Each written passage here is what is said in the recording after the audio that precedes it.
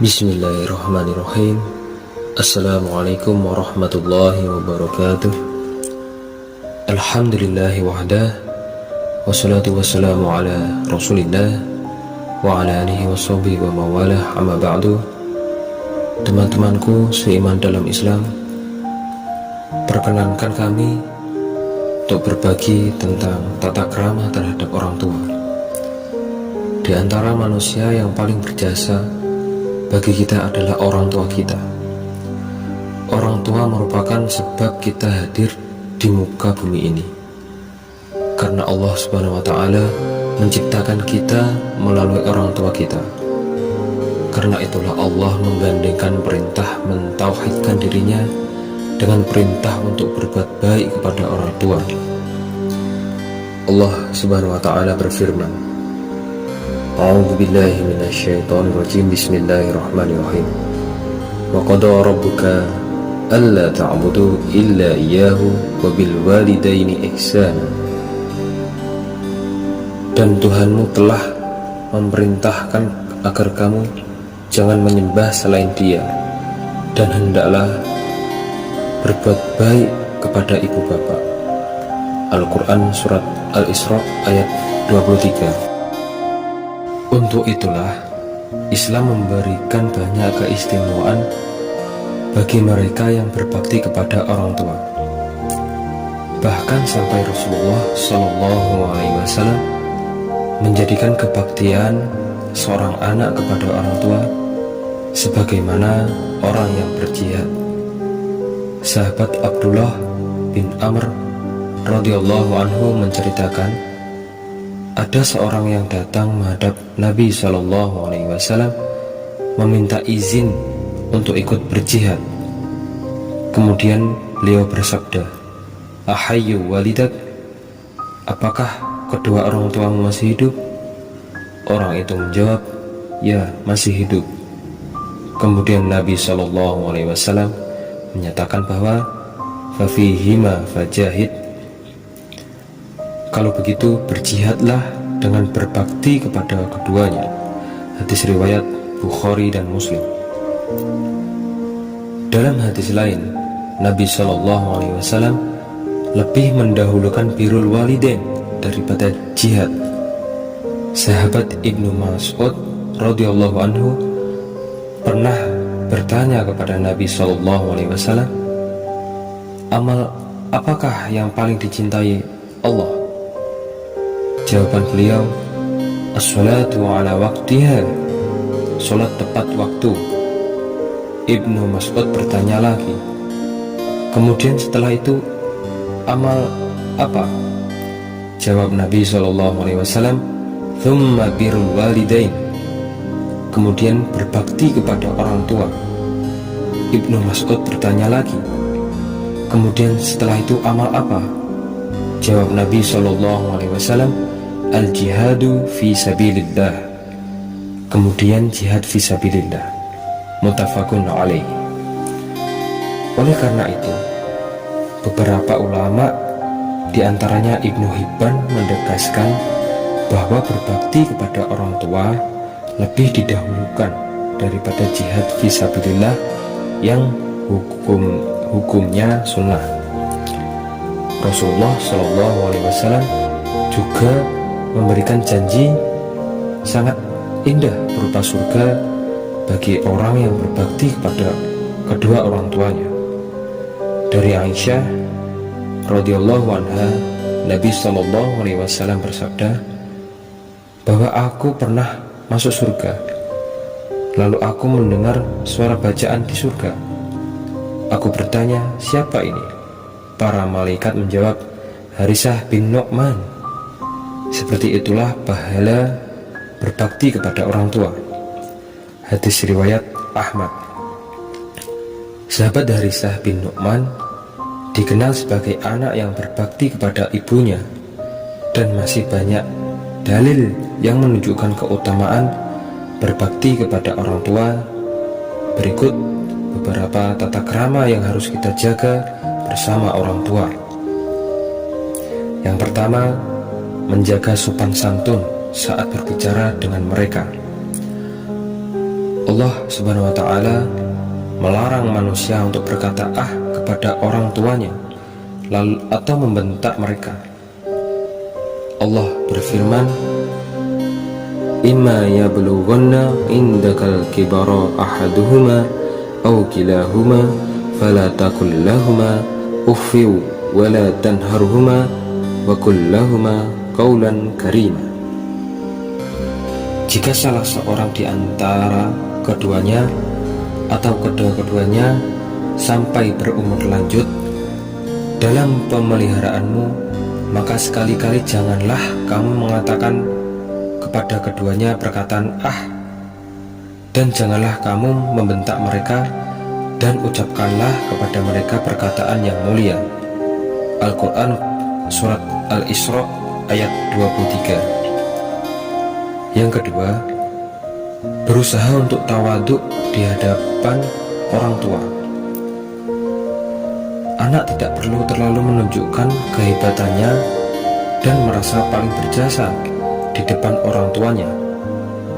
Sebaliknya, tunjukkan bahwa dirinya berhutang jasa kepada orang tuanya.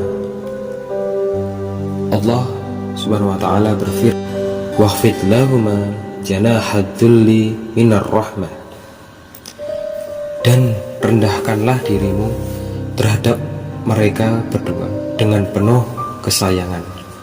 Quran Surat Al-Isra ayat 24. Yang ketiga, jangan mengarahkan pandangan tajam ke orang tua sebagai bentuk penghormatan baginya. Para sahabat menjaga adab ini ketika mereka bersama Nabi SAW.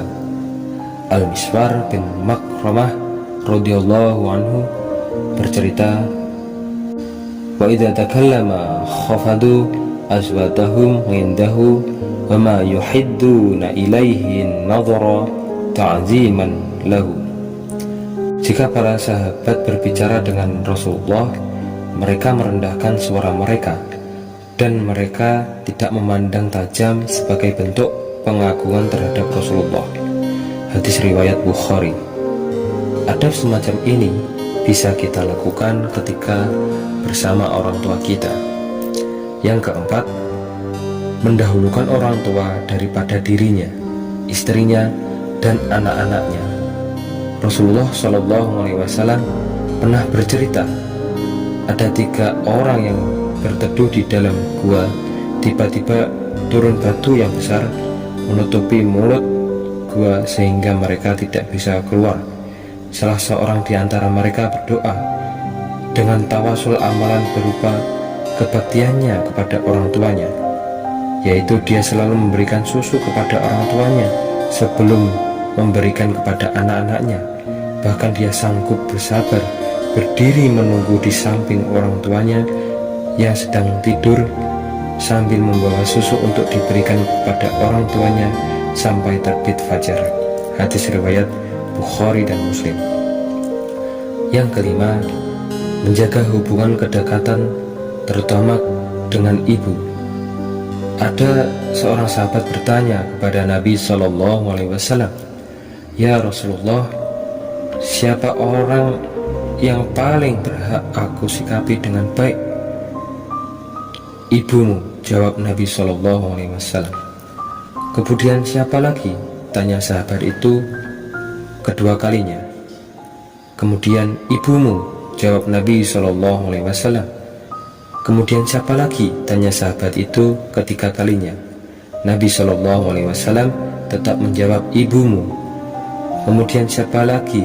tanya sahabat itu keempat kalinya. "Kemudian ayahmu." Hadis riwayat Bukhari dan Muslim. Yang keenam, jika orang tua memerintahkan untuk menyalahi aturan syariat, tidak boleh ditaati, tapi tetap bersikap baik kepadanya. Sekalipun orang tua memerintahkan kita untuk berbuat syirik, kita tetap wajib untuk menghormatinya, namun tidak boleh mentaati perintahnya. Allah berfirman, "Wa in jahadaka ala an tusyrika bima laisa laka bihi ilmun fala tuti'huma wa sahibhuma fid dunya ma'rufa. Jika keduanya memaksamu untuk mempersekutukan aku dengan sesuatu yang tidak ada pengetahuanmu tentang itu, maka janganlah kamu mengikuti keduanya dan pergaulilah keduanya di dunia dengan baik. Al-Quran Surat Luqman ayat 15. Tata krama murid terhadap guru. Dalam proses pendidikan yang berlangsung, tidak terlepas dari hubungan antara murid dengan guru, di mana seorang murid itu dalam menuntut ilmu bukan mencari lembaga tetapi mencari guru. Mengapa? Karena seorang murid ini akan mengabdi kepada gurunya. Hubungan yang terjalin antara murid dengan guru selalu intim, sebagaimana murid menghormati gurunya seperti seorang ayah dan mematuhinya. Bahkan dalam hal-hal pribadi yang tidak langsung berkaitan dengan pendidikannya secara formal. Adapun tata krama murid terhadap guru antara lain: 1. Seorang murid hendaklah mendengarkan dengan baik semua nasihat-nasihat gurunya dan mengindahkannya atau melaksanakan dalam kehidupan sehari-hari. 2. Dalam menuntut ilmu, janganlah memandang siapa yang menyampaikannya atau siapa gurunya, apakah ia terkenal atau tidak. 3. Sebagaimana seorang murid dalam menuntut ilmu, janganlah bersifat tamak dalam menginginkan sesuatu yang belum semestinya. 4. Seorang murid hendaklah mentaati apa yang menjadi keputusan gurunya dalam menentukan kurikulum. Jangan mengikuti pendapat dan kehendaknya sendiri. 5. Seorang murid hendaknya mendengarkan keterangan gurunya, mengharapkan pahala dari guru, yakni mengharapkan keridhaan guru. 6. Jika berkunjung kepada guru harus menghormati dan menyampaikan salam terlebih dahulu. 7. Jangan berbicara jika tidak diajak berbicara oleh guru. 8. Jangan sekali-kali suudzon terhadap guru mengenai tindakan yang kelihatannya mungkar atau tidak diridhoi Allah menurut pandangan murid, sebab guru lebih mengerti rahasia-rahasia yang terkandung dalam tindakannya. 9. Seorang pelajar hendaknya bersabar dalam menghadapi pelajaran dan konsekuensi pada guru. Dari pembahasan yang sebelumnya dapat disimpulkan bahwa tata krama adalah kebiasaan sopan santun yang disepakati dalam lingkungan pergaulan antara manusia setempat. Tata krama telah menjadi bagian dari pergaulan sehari-hari. Tata krama penting diterapkan di mana saja, kapanpun, dan kepada siapapun. Tata krama sangat penting dimiliki oleh setiap orang, khususnya bagi seorang anak terhadap orang tua dan seorang murid terhadap sang gurunya. Banyak dalil-dalil yang dikemukakan Al-Quran maupun juga hadis yang mengandung perintah agama agar anak berbakti kepada kedua orang tuanya dan murid menghormati sang guru sebagai bentuk terima kasih kepadanya. Islam mengajarkan agar seorang anak untuk selalu menaati orang tuanya selama tidak bertentangan dengan agama. Begitu juga dengan guru, merupakan orang tua kedua. Ilmu yang kita peroleh tidak terlepas dari peran seorang guru. Ada pepatah yang mengatakan bahwa al-adabu fawqa ilmi. Adab berkedudukan lebih tinggi daripada ilmu. Maka dari itu, kita harus bersikap sopan dan santun kepada kedua orang tua dan juga kepada guru. Sekian dari kami, kurang lebihnya kami mohon maaf. Wassalamualaikum warahmatullahi wabarakatuh.